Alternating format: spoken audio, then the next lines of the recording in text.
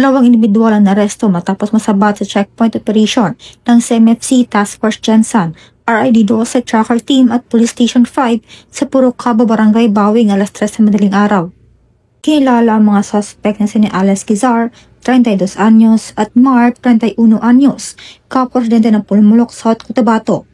Nasabat mula sa kanilang minamanehong puting Tornado Fulton van na naglalaman ng 130 kahon ng Canon brand cigarettes o katumbas ng 6,500 rims na tinatayang nagkakahalaga ng 2.6 milyon.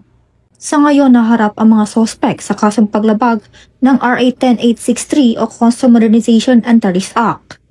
Ang operasyon ay bahagi ng 7-point agenda ng ating acting chief ng PNP na si Police Lieutenant General Melancio Tatis Jr. na pinaigting ng kampanya ng PNP laban sa smuggling na sumisira sa ekonomiya at lokal na negosyo. Mula dito sa Rehiyon 12, ako ang iyong PNN correspondent, Patrolwoman Ara Cassandra Concon, alagad na batas, taga-taguyod ng Balitang Pulis.